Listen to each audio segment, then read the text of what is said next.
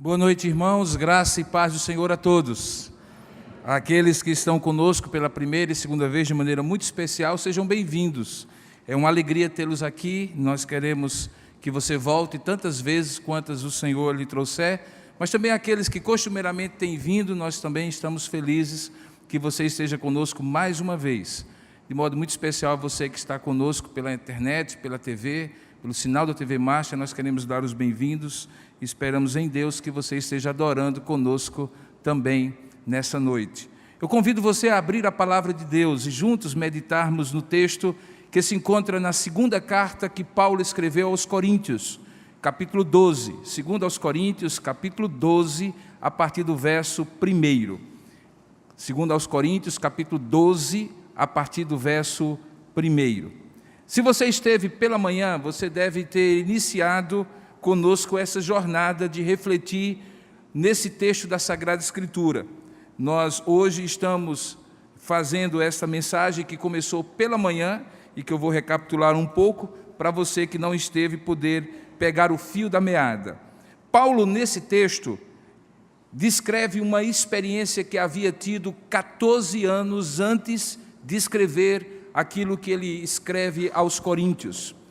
14 anos antes, Paulo diz que conheceu um homem, falando como se fosse uma terceira pessoa, mas na verdade era ele mesmo, uma forma de não expor-se pensando que talvez alguém poderia interpretar mal, achando que ele iria se gloriar da experiência que havia de contar. Ele havia conhecido este homem, que era ele mesmo, que tinha sido alçado por Deus para estar arrebatado até ao terceiro céu. Se você olhar direitinho, ele diz assim: se é necessário que me glorie, ainda que não convém, passarei às visões e revelações do Senhor. Pois eu conheço um homem em Cristo que há 14 anos foi arrebatado até ao terceiro céu. Se no corpo ou fora do corpo, não sei, Deus o sabe. O que eu sei é que tal homem, se no corpo ou fora do corpo, não sei, Deus o sabe, foi arrebatado ao paraíso e ouviu palavras inefáveis, às quais não é lícito ao homem referir. Paulo estava falando de uma experiência de êxtase espiritual, de arrebatamento espiritual, que poucos na Bíblia receberam o privilégio gracioso de Deus de ter. Você encontra, por exemplo, alguns apóstolos anteriores a Paulo, que já eram apóstolos da época de Jesus, Pedro, Tiago e João, que viram um momento de transfiguração em que Jesus se revelou para eles em toda a sua glória, está narrado no Evangelho. Você encontra também pessoas no Antigo Testamento que tiveram visões e revelações, onde puderam ver realidades espirituais que as remetia para o céu, para a presença de Deus. E Paulo conta essa história, 14 anos, que havia acontecido 14 anos antes, dizendo que aquela realidade, aquele relato glorioso, como eu falei pela manhã, que ele estava contando, o fazia refletir sobre qual seria a utilidade de, nesse momento, contar para os coríntios. A reflexão de Paulo decorre do fato de que essa segunda carta que ele escreve àquela igreja, na região da Acaia, na Grécia, em Corinto, tinha um propósito. Era o propósito de defender a sua autoridade apostólica. Paulo tinha sido criticado, questionado, se realmente era apóstolo, se realmente era um apóstolo íntegro, um homem dedicado a Deus, e ele escreve essa segunda carta justamente para fazer uma defesa, não de si mesmo, mas da autoridade, do chamado, da vocação, do ministério que ele tinha. Razão porque ele começa esse texto com esse relato glorioso, contando uma experiência que, veja bem, até com uma certa dose de constrangimento, ele passa 14 anos para poder revelar. Ele havia tido 14 anos antes, mas só agora ele conta, e mesmo assim, vamos dizer assim, pisando em ovos.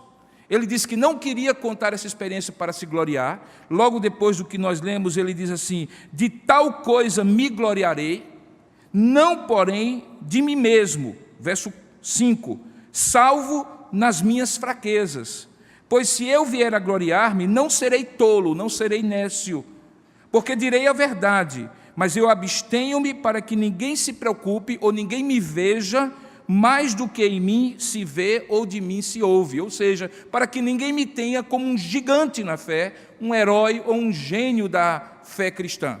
Paulo, então, escreve essas cartas, esse trecho, para preparar aquilo que ele quer contar logo depois. E é curioso, porque o que ele vai contar logo depois, e que eu vou ler para vocês a partir do verso 7 até o verso 10, é praticamente o oposto do que ele havia conhecido e dado a conhecer agora, até então. Ele estava contando de um relato glorioso, de uma revelação, de uma visão, de um êxtase espiritual, e nesse momento ele passa a contar um outro relato de sua fragilidade, de suas fraquezas, de uma experiência que já estava acompanhando há algum tempo e que meio que esbofeteava, esmurrava Paulo, demonstrando a sua fragilidade. Aqui encontramos, portanto, um homem que, se por um lado conta uma experiência no céu, tem os pés muito bem postos na terra.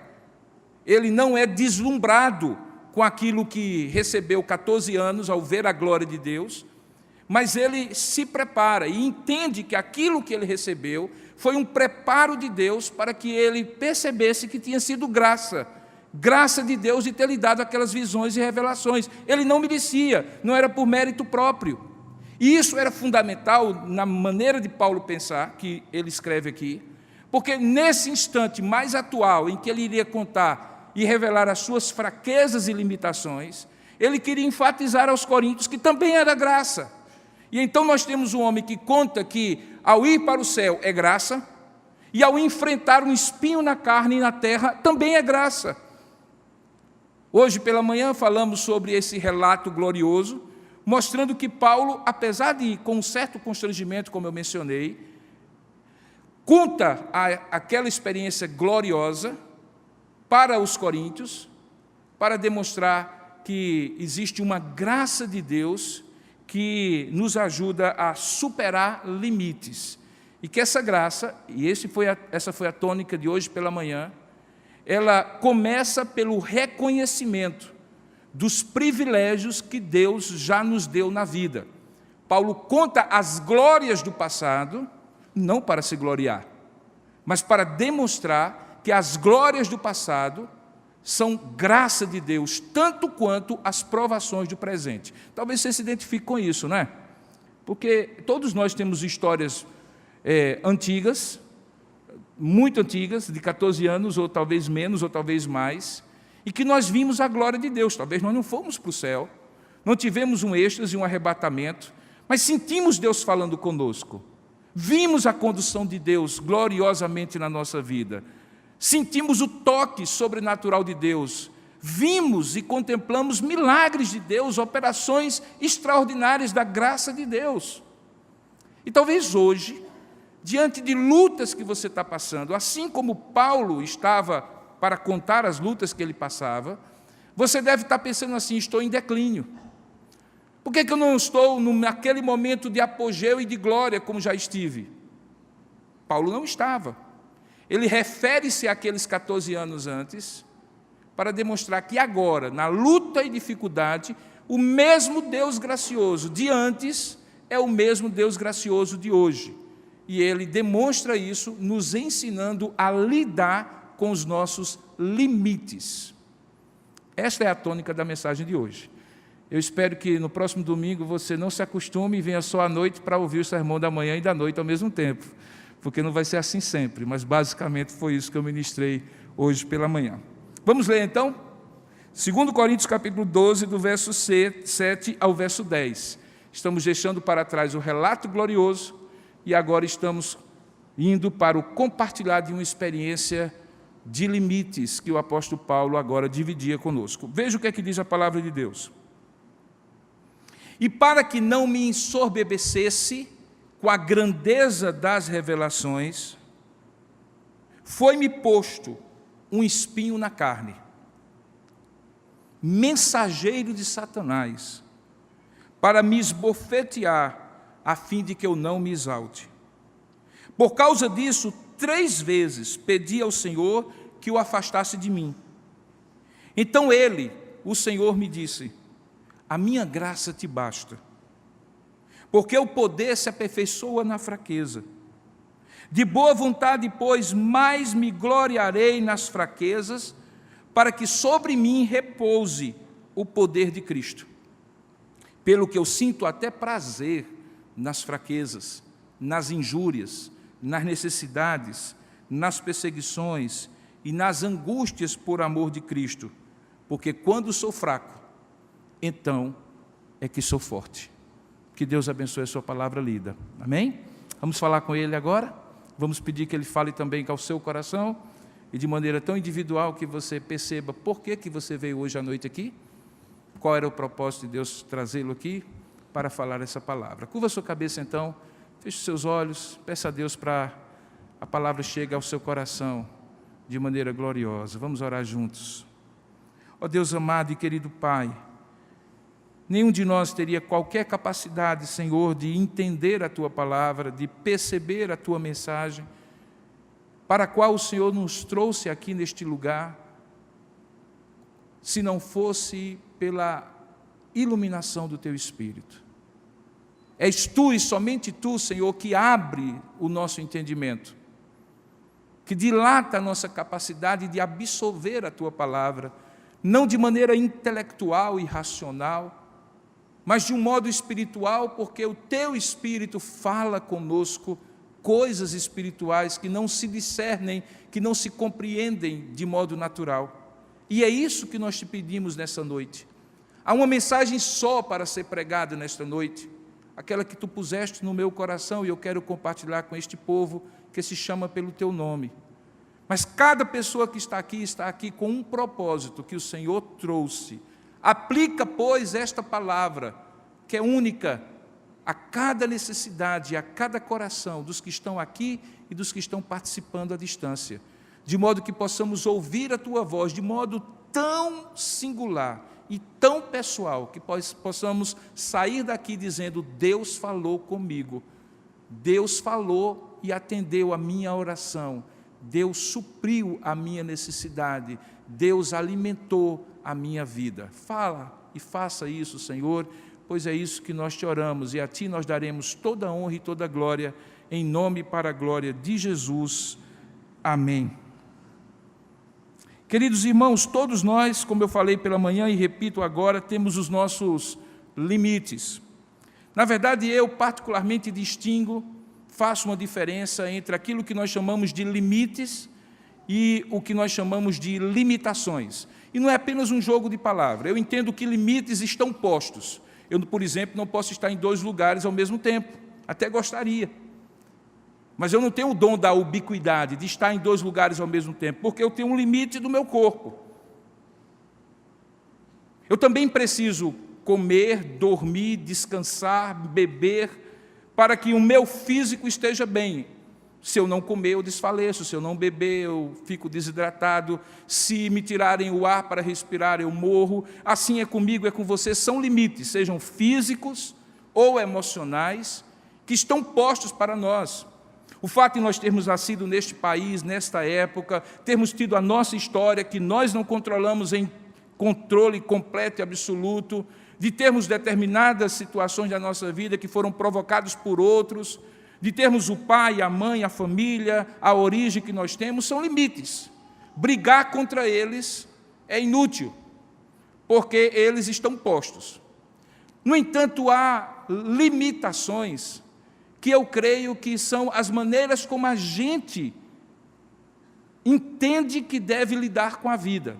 Nós podemos nos autolimitar. E aí, esses limites que parecem intransponíveis, realmente se tornam intransponíveis. Além de outros que eu internalizo e que me submeto a eles, me reduzo debaixo deles, e aí eles se tornam limites reais. Mas não eram, eu poderia superá-los, eu poderia vencê-los, eu poderia ressignificá-los, eu poderia passar por eles. Uma pessoa, por exemplo, e isso nos encanta, são várias histórias que acontecem, que não teve as oportunidades que a maioria das pessoas teve, sequer tinha o que comer, não tinha como estudar, vivia num ambiente de uma família disfuncional e, de repente, por meio do seu próprio esforço, de uma oportunidade recebida e utilizada, aproveitada pela pessoa, supera. E aquela história que seria uma história para a derrota final, de repente se torna uma história para a vitória final. E isso nos encanta, porque essa pessoa, ela se tornou alguém que não se limitou às suas limitações autoimpostas, ela superou as limitações. Quando Paulo conta essa história, nós entendemos que aqui Paulo não está se limitando, ele não está, digamos assim, se acomodando, se conformando àquela situação. Primeiro porque ele entende que aquela situação tinha um propósito. Veja o primeiro verso que nós lemos, o verso 7. Ele diz assim: e para que não me ensoberbecesse com a grandeza das revelações. Então ele já havia feito uma reflexão e havia entendido que aquilo que ele iria contar tinha um propósito. Ora, se tinha um propósito, Paulo não estava contando porque queria reclamar com os coríntios daquela limitação.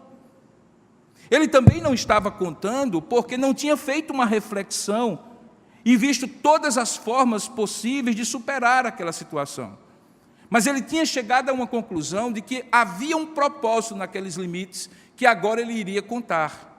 E o propósito tinha a ver com aquilo que ele havia contado antes. Ele tinha tido uma visão gloriosa, 14 anos, e nós falamos hoje pela manhã, quando nós experimentamos uma glória, um prestígio, uma fama, ou qualquer coisa que nos produza uma certa sensação de suficiência, de satisfação, de sermos alçados a um nível acima de todos os demais, o nosso caminho natural, humano, carnal, é na direção da vaidade, do orgulho, da soberba, da autossuficiência. Imagine, havia apóstolos, inclusive, que nunca tinham tido essa experiência de Paulo, e agora Paulo conta essa experiência, e aí ele diz: para que eu não me ensoberbecesse, então eu vou contar o que aconteceu.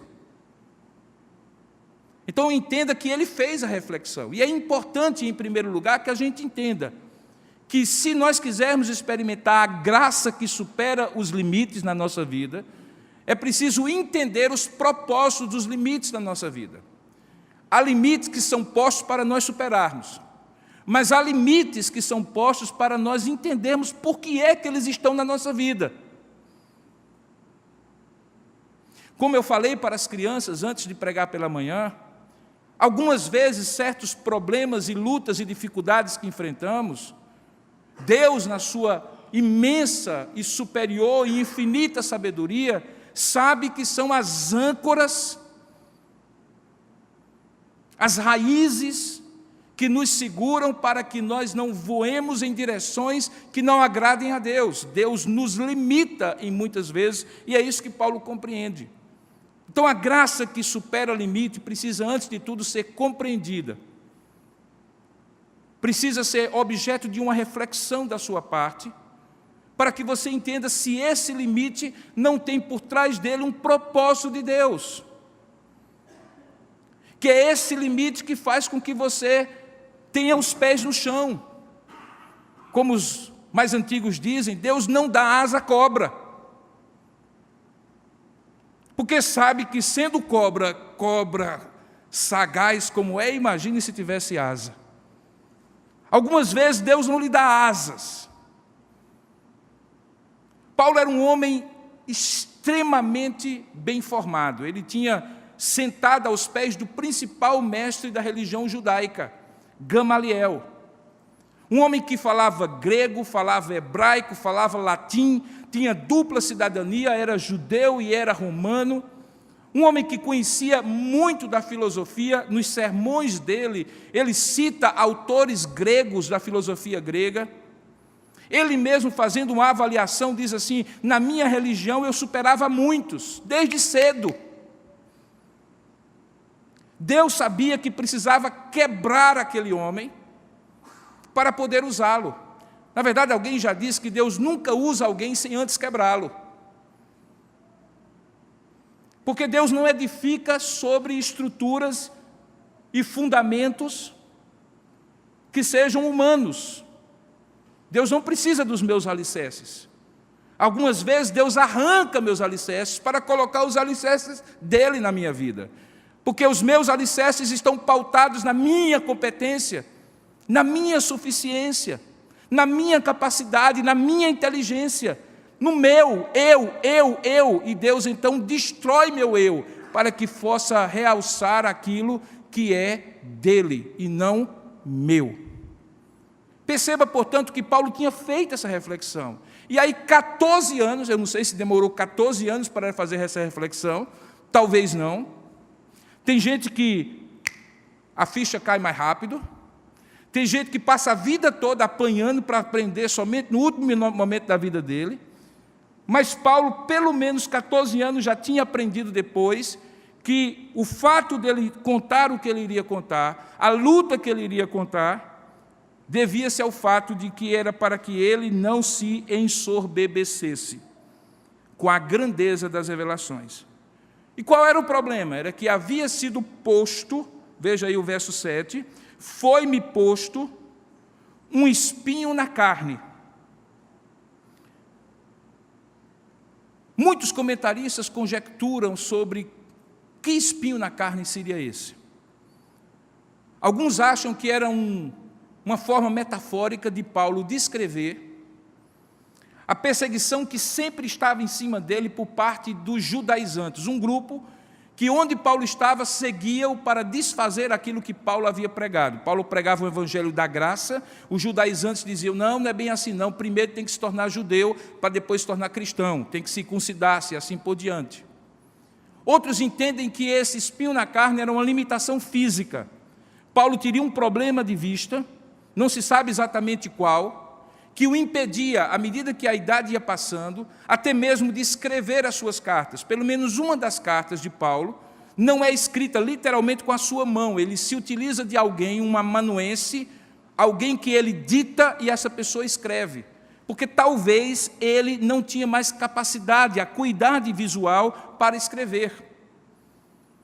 Alguns entendem que talvez Paulo aqui lutava contra determinados pecados que sucessivamente o instigavam para longe de Deus. E o espinho na carne era uma forma de mostrar para Paulo que ele tinha um calcanhar de Aquiles, que ele era forte em algumas áreas, mas em uma ou duas ou três, sei lá quantas, determinadas áreas, ele era frágil, assim como eu e como você. Não há uma conclusão sobre isso, mas Paulo entende que foi posto sobre ele esse espinho na carne. Alguns entendem que pelo fato dele usar a expressão na carne seria algo físico, mas não. A ideia aqui é que, como o espírito de Paulo era um espírito amadurecido, porque Deus obviamente havia tratado com ele, era um homem de Deus, como ele já colocou aos Coríntios, no seu homem interior ele tinha prazer nas coisas de Deus. Carne aqui não é físico, não é corpo, mas aquelas coisas que, humanamente falando, nos pensamentos, nas atitudes, nas vontades, nas emoções, mostram que ainda somos pecadores. Portanto, o espinho na carne era alguma coisa que instigava Paulo, se fosse um problema físico, quem sabe, a reclamar, a ser murmurante e assim por diante. Se fosse algo que o tentava pecar, a levá-lo a pecar e assim por diante. O fato é que Paulo entendia que isso estava posto sobre ele. E aqui há uma coisa interessante, preste atenção, ele diz que ao mesmo tempo que foi posto, razão porque depois ele ora a quem ele identifica que pôs o espinho na carne dele, ou a pelo menos àquela pessoa que teria o poder de fazer essa remoção, ele chama, no entanto, esse espinho na carne de mensageiro de Satanás. Olha o que ele diz. Ele diz assim,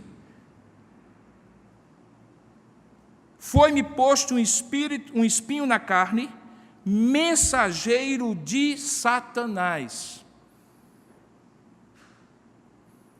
Não entenda que era um demônio.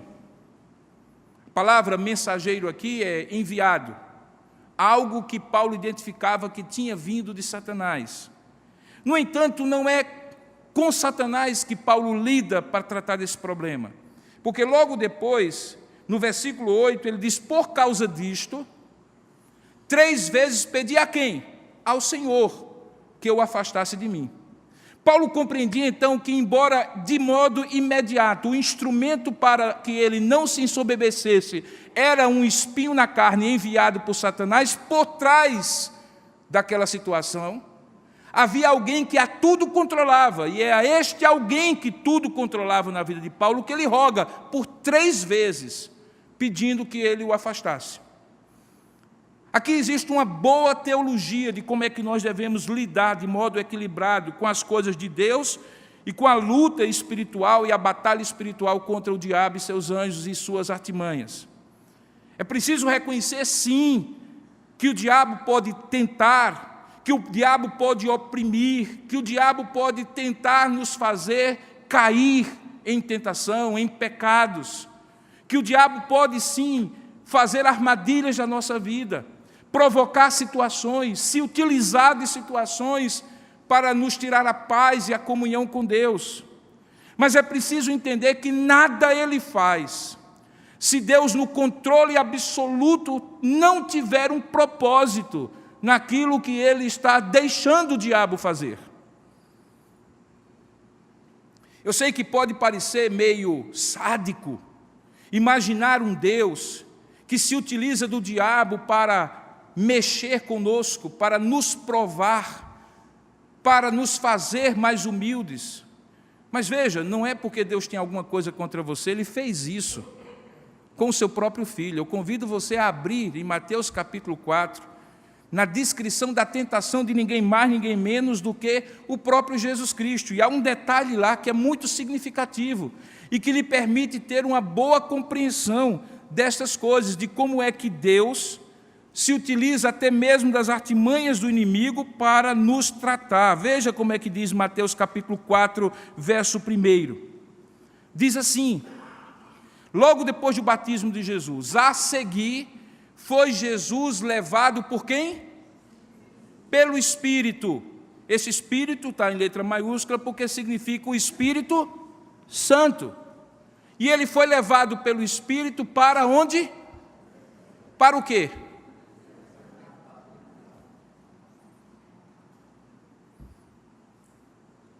Então não se trata de Deus estar sendo sádico com Paulo, nem sádico com você, quando se utiliza das artimanhas do inimigo para tratar com seu caráter, impedindo que você se torne soberbo. Ele fez isso com Jesus.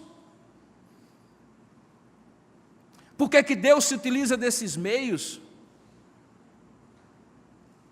Algumas vezes nós compreendemos, outras não. Mas Paulo havia compreendido. E ele compreendeu que era para que ele não se ensoberbecesse. Era necessário que ele fosse tentado, que aquilo pudesse estar instigando continuamente. Sinceramente, eu não vou dizer o que o texto não diz, mas é quase como Paulo dizendo assim: Deus sabe que eu sou flor que não se cheira, que se Ele deixar eu sozinho, que se Ele não me humilhar, me fazer dependente dEle, me quebrantar, se utilizando até do inimigo, eu vou me tornar uma pessoa tão autossuficiente, tão incapaz de depender de Deus, tão orgulhoso, tão soberbo. Paulo tinha uma consciência daquilo que ele era e que ele podia fazer, mas ao mesmo tempo ele tinha consciência do risco dessas coisas, de como é possível que uma glória de Deus se torne minha glória, e que ele havia inclusive falado antes, ao ponto de ele dizer: eu não quero me gloriar nessas coisas que eu vi, nas revelações e visões 14 anos atrás. Eu quero me gloriar nas fraquezas, que hoje eu estou contando para vocês. E essas fraquezas têm a ver com um espinho na carne, que o inimigo colocou sobre mim, e que eu creio que não está alheio, isento, incólume da ação de Deus por intermédio dessa instrumentalidade. E Deus está agindo. Um outro personagem no Antigo Testamento passou uma experiência semelhante a Paulo. Você conhece o nome dele? Jó. 42 capítulos estão lá descritos antes do livro de Salmos. E é curioso porque ali nós temos quase que um plano cinematográfico. Sabe aquele filme que aparece uma cena que está acontecendo em um determinado cenário, e que as coisas estão acontecendo e as pessoas estão achando que ela aquele roteiro, aquelas ações estão limitadas àqueles personagens daquela cena, mas aí, de repente a câmera corta e aparece simultaneamente o que estava acontecendo em outro ambiente e que provocava aquelas situações primeiramente demonstradas. Um plano de câmera diferente, é isso que acontece com Jó. Logo, a narrativa fala sobre o que está acontecendo no céu para depois o que está acontecendo na terra. E fica claro que o que está acontecendo com Jó na terra, quando ele perde tudo, até mesmo a família, é proveniente de um desafio que foi feito. Quando Deus diz para Satanás, um dia em que ele se apresenta diante de Deus, sim, porque por mais curioso que seja, Satanás, que um dia foi Lúcifer, um anjo, um querubim ungido, tem que se submeter a Deus e se apresentar diante dele como criatura, porque ele não é tão poderoso e nem Deus é. Deus então o desafia e diz: observaste o meu servo Jó, como é um homem íntegro, reto e que se desvia do mal? E aí Satanás diz para Deus: também, o Senhor o abençoa com tudo, desse jeito até eu. Ele não diz exatamente isso, mas é o que ele sugere. E então diz: ok, então você está autorizado a tocar nas coisas dele. E Satanás faz: então agora eu vou. E derruba provações e tentações e lutas sobre Jó. E aí essa sucessão de situações fazem com que Jó faça uma reflexão profunda por causa das razões do sofrimento humano. E aí quando chega no final do seu livro, Jó chega à mesma conclusão que Paulo chega. Ele diz assim: Senhor, agora eu me arrependo e me abomino no pó. Jó falando com Deus. Porque antes, eu te conhecia, Deus, de ouvir falar, lá na igreja presbiteriana de Tambaú. Mas agora meus olhos te veem. E o que é que abriu os olhos de Jó? As provações que o inimigo, sob a soberana vontade de Deus, foi permitido fazer contra Jó.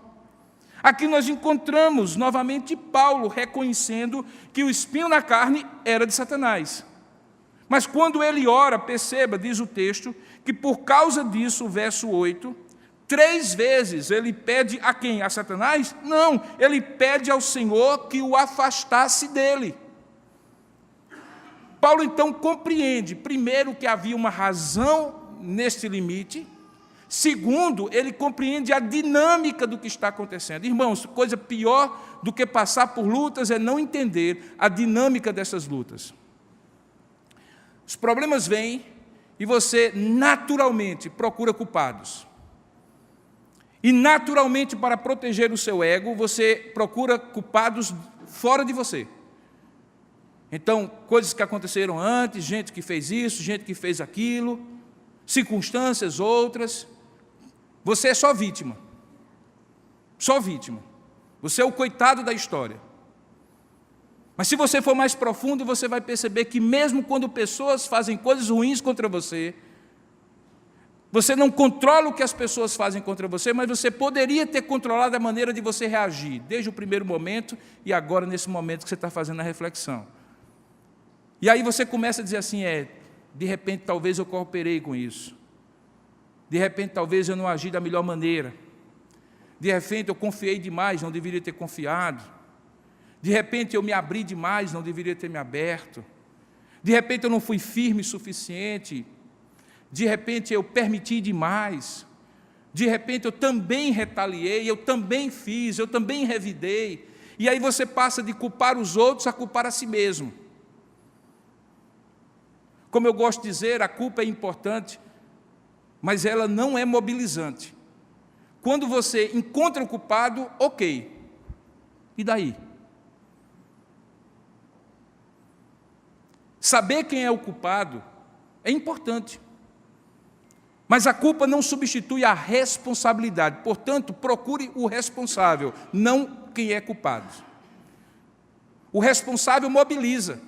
Se você tiver alguma coisa para ser feita, se você se sente responsável pela situação, você faz. É quando você não aceita limitações autoimpostas.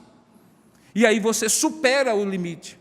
Mas há circunstâncias em que, mesmo que você entenda que tem uma participação, que tem uma responsabilidade, você sabe que existe uma mão invisível, a mão divina, que no fundo e em última instância será a mão que poderá resolver. Ele não é responsável pela situação em que você está, mas ele pode ser o responsável para lhe tirar da situação. E é isso que Paulo imagina, ele sai dos outros para si, de si para Deus. E aí ele ora. E aqui vem uma segunda grande lição. Não há superação de limites sem uma intervenção sobrenatural por meio da oração. É curioso isso, sabe, irmãos? Porque, como pastor, em 31 anos eu observo a reação das pessoas. Há gente que, quando começa a apanhar da vida, corre para os pés de Deus. Eu não acho isso ruim. Pelo contrário, eu acho que é isso que tem que acontecer mesmo. Lembra quando éramos pequenos, que apanhávamos na rua? Para onde é que nós corríamos? Para o rabo da saia da mãe ou para pegar na mão do pai? Corríamos para casa. Você está na casa de Deus, Deus é seu pai. É natural que quando você apanha da vida, você venha para cá. Mas tem uns filhos de Deus, tem umas filhas de Deus, que eu não consigo entender, a não ser um orgulho e uma soberba muito grande. Tem gente que diz assim, pastor, eu não estou indo para a igreja não, porque eu estou passando uma aprovação muito grande, eu não quero ver ninguém, não quero que ninguém me veja chorando.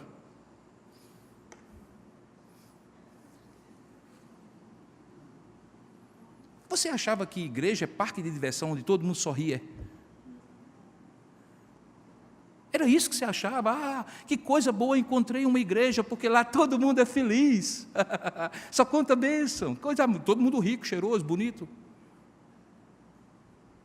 Não, querido. Correr para os pés de Deus significa um reconhecimento de sua carência, de sua dependência. E Paulo corre para os pés de Deus.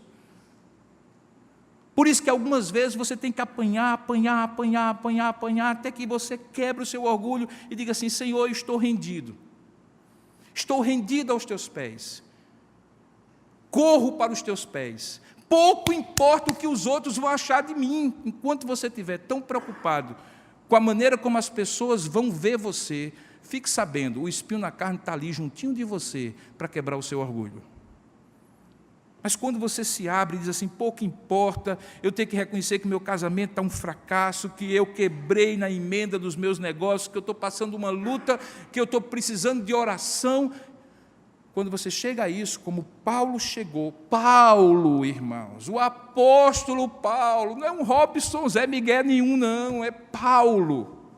Coloca aqui para ficar para a posteridade, eu orei 3 vezes, pedindo ao Senhor que o afastasse de mim. Esse era um homem quebrantado, que buscava a Deus. A sua ciência, a sua filosofia, a sua oratória, a sua retórica não se via naquele momento. O que se via era ele buscar a Deus, e ele o fez. Mas aí aprenda a terceira lição. Nem sempre Deus retira o espinho na carne que você pede para Ele. Pô, pastor, estava tão bom, eu estava começando a me animar a ser um crente mais, que busca mais. O senhor estava começando a me estimular a confiar mais, e agora o senhor disse que não vou tirar na Mega Sena. Não, nem sempre.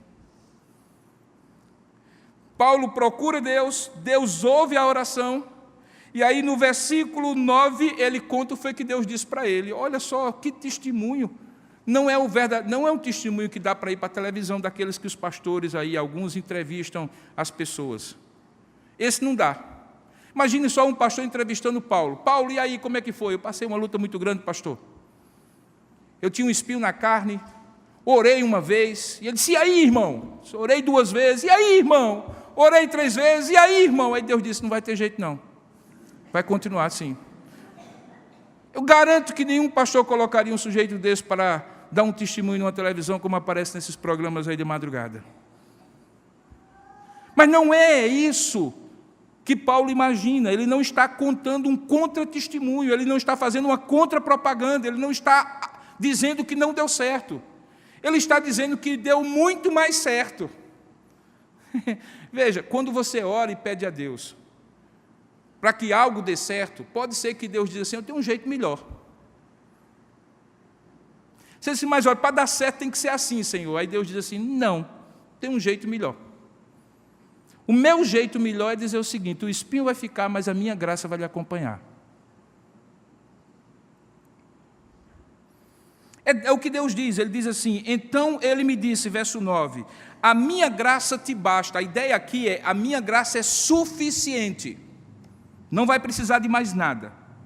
E Ele dá a razão, veja que Deus até se dá o direito de explicar a Paulo, e Paulo transmite aos Coríntios, sabe por quê? Ele diz assim, o poder se aperfeiçoa na fraqueza.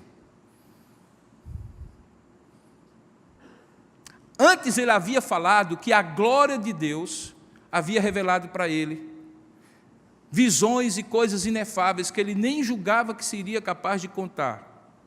Mas ele diz assim, eu agora entendo que aquilo que Deus me revelou não era para que eu me gloriasse, embora me alegrasse muito, eu me exultava com aquilo, eu exultava com aquilo, eu me alegrava com aquilo. Agora ele está dizendo que tem algo que não tem a ver com a glória do céu, mas com as lutas na terra, que também pode fazer dele alguém que exulta na glória de Deus.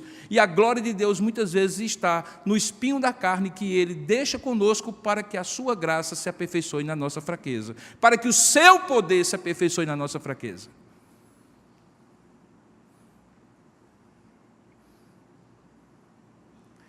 Ele me diz, a minha graça te basta, porque o poder se aperfeiçoa na fraqueza. Que poder é esse aí? Ele diz lá na frente, de boa vontade, pois, eu mais me gloriarei, e a palavra é a mesma de antes, ou seja, eu mais exultarei nas minhas fraquezas, que ele tinha dito antes que era o motivo dele exultar, e não as revelações e visões. Ele então agora diz, agora muito mais eu vou me gloriar nasquelas minhas fraquezas. Para quê? Para que sobre mim repouse o poder de Cristo. O poder, portanto, que ele estava falando era esse. Paulo, das duas uma, você quer viver a vida baseada no seu poder, ou você quer viver a vida baseada no poder de Deus? Pega um copo. Quem você quer que encha a sua vida? O seu poder ou o meu poder? Porque não dá para, na sua vida, dois princípios levarem você à frente. Ou você vai na sua força e no seu poder e até o seu limite, ou você reconhece que não é suficiente e pede que o meu poder encha a sua fraqueza e lhe leve para além dos seus limites. Adivinha o que Paulo decidiu? Adivinha o que Paulo optou? Vou aproveitar para tomar uma aguinha aqui.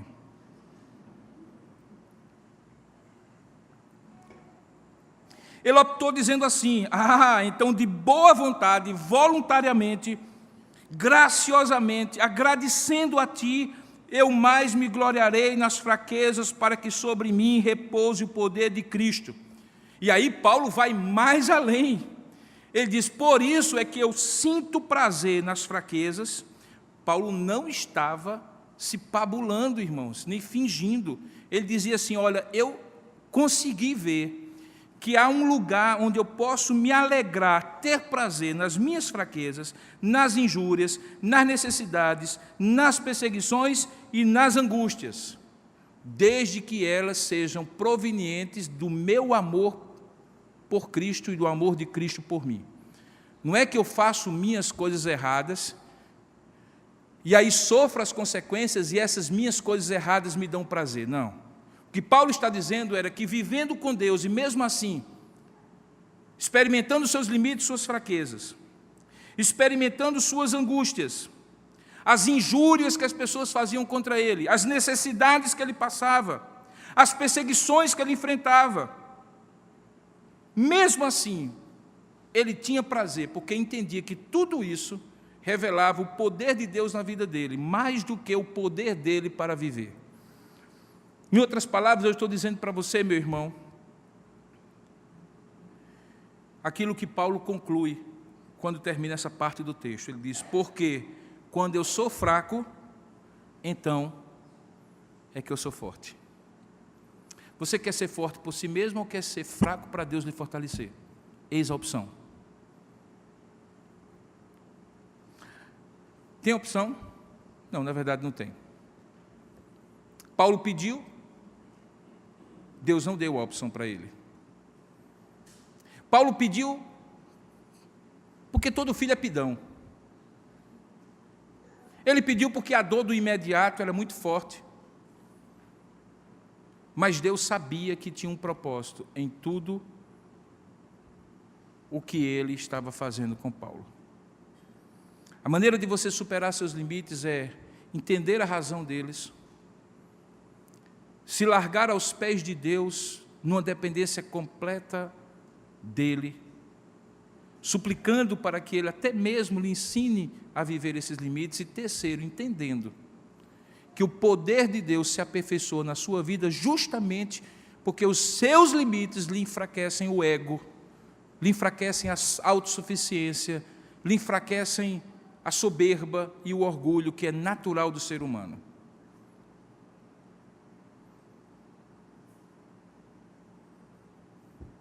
Algumas vezes, quando eu falo para pastores e líderes, eu tenho uma palestra que eu sempre gosto de dar, chamada A Bênção do Fracasso. Parece um paradoxo, né? É. Porque normalmente a gente reconhece bênção no sucesso, na vitória, nas coisas que positivamente nós conseguimos, aí dizendo assim, Deus me abençoou. Tanto é que quando nós fazemos o momento final do culto e dizemos assim, vamos oferecer esse culto em ações de graças, normalmente a gente cita coisas pelas quais a gente quer agradecer a Deus, mais um ano de vida, mais um ano de vida conjugal, bênçãos no trabalho, melhora financeira, saúde, cura e assim por diante. A gente nunca imagina que existe uma bênção no fracasso. Porque o fracasso, irmãos, é como um fio terra, que aterra os pés da gente à realidade dura da vida. Para que a gente não saia voando, achando que é o top da galáxia, o sujeito que vai vencer tudo, que tem um toque de Midas, que pode simplesmente querer e realizar. Na verdade, o sucesso, o poder, a fama, a vitória são inebriantes. Elas tiram da gente a consciência das nossas fragilidades e limites. E aí a gente acha que pode sempre mais. Até que chega um momento que Deus diz assim, aqui está o seu limite, e daqui você não passa, para o seu bem. E quando você reconhece esses limites, e aprende a lidar com seus limites, Deus lhe conduz pelo mesmo caminho do apóstolo Paulo. E aí você aprende a bênção do fracasso. E qual é a bênção do fracasso? É que o poder de Deus se aperfeiçoa na sua fraqueza. Ele não se aperfeiçoa no seu sucesso nem na sua força, porque o seu sucesso e a sua força lhe inebriam, lhe embriagam, achando que foi você que fez, que foi você que conseguiu. Não. Eu comecei dizendo que todos nós temos limites, e disse que algumas vezes nós nos impomos certas limitações, mas eu preciso completar o terceiro aspecto disso aí. É que em alguns momentos Deus coloca limites para nós. E Ele coloca esses limites para que o poder dEle se aperfeiçoe na nossa fraqueza.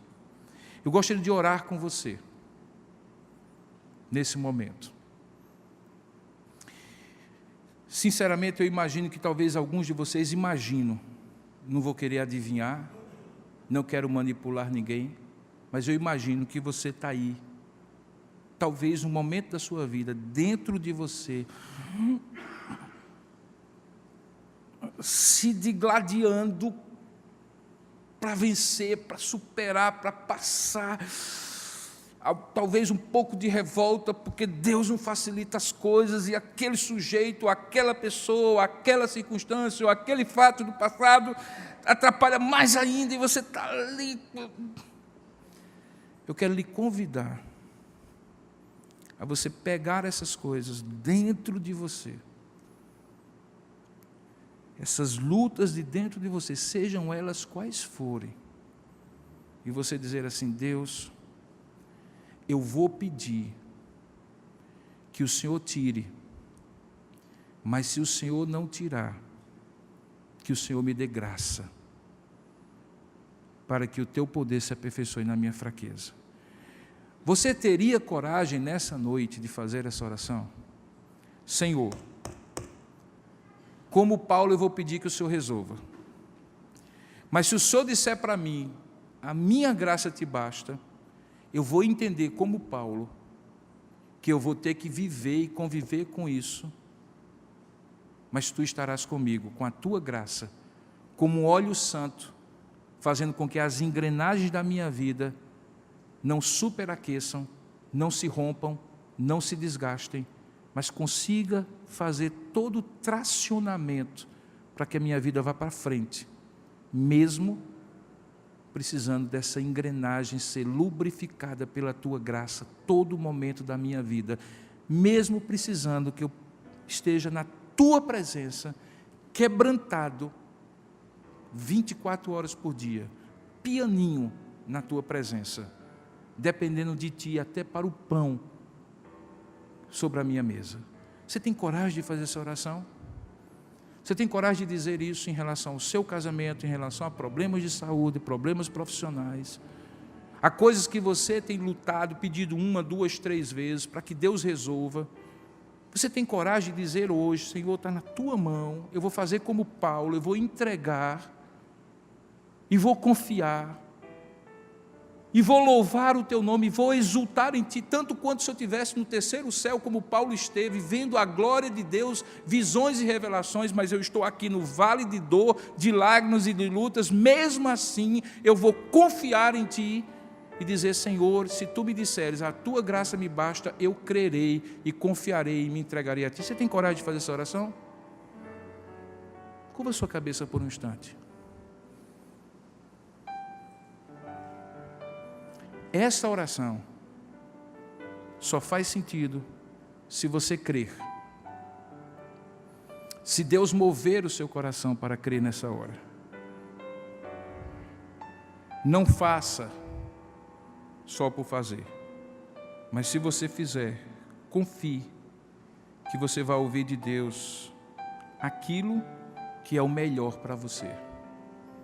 Eu gostaria de fazer um convite, você de cabeça curvada, olhos fechados, que se você deseja fazer essa oração, você se levante onde você estiver e ore comigo.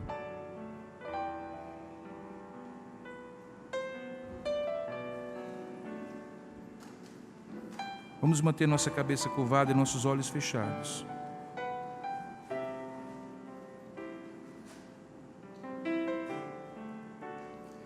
Senhor, nós nos entregamos a Ti agora, reconhecendo, Senhor,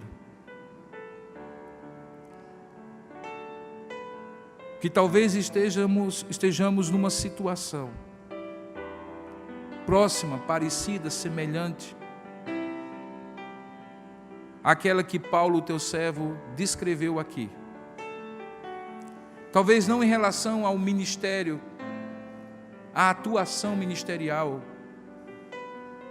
não porque estamos sendo questionados, como Paulo estava por aquela igreja, e por isso precisava contar aquela experiência, mas porque talvez, Senhor, chegamos de uma outra forma a um ponto de dizer, Senhor, eu tenho te pedido, eu tenho te suplicado, tenho te pedido para resolver, para retirar, para aliviar esse espinho que eu sinto que na minha carne me instiga e faz com que muitas vezes eu me sinta derrotado, desanimado, inquieto, até mesmo diante de Ti. Eu quero entender, ó Pai, a razão, mas antes de entender, eu quero dizer, Senhor, que a Tua graça me basta. A Tua graça me basta, Senhor. Porque eu creio que assim como na vida de Paulo, na minha vida, o Teu poder se aperfeiçoa na minha fraqueza. De modo que se eu tiver que ser mantido fraco, para que o Teu poder se revele e se manifeste na minha vida, eis-me aqui, Senhor. Ó Deus, talvez nós não saibamos as implicações disso, mas nós confiamos em Ti. Como filhos e filhas Tuas, amados Teus que somos, de que o Senhor tem sempre o melhor, que o Senhor faz o melhor, que a Tua graça nos basta, o Teu poder realmente se aperfeiçoa na nossa fraqueza, e que respostas Tuas são sempre as melhores respostas às nossas orações. Que mesmo que reconheçamos responsabilidades e culpas nossas e de outros, nós sabemos que nada nos separará do Teu amor que está em Cristo Jesus. E que todas as coisas, absolutamente todas as coisas, cooperam para o bem daqueles que amam a Deus e que são chamados segundo o Teu propósito. Nós nos incluímos dentre eles pela fé, porque confiamos nos méritos de Jesus. Ele é o nosso Redentor. E é por isso que em nome dEle, nós fazemos a oração que o Teu servo fez. Dá-nos graça que se aperfeiçoe na nossa fraqueza. Dá-nos poder na nossa fraqueza. Dá-nos compreensão. Dá-nos sabedoria. Dá-nos confiança e paciência. Mesmo que tenhamos que lidar com espinhos da carne, com provações e lutas nessa vida, inclusive aquelas que acontecem conosco porque somos Teus, porque somos Teus servos, e todo aquele que quiser viver piedosamente em Cristo Jesus padecerá perseguição. Pedimos isso, Pai, em nome e para a glória de Jesus, e a Ti nos entregamos. Amém, Senhor. Podemos sentar, irmãos.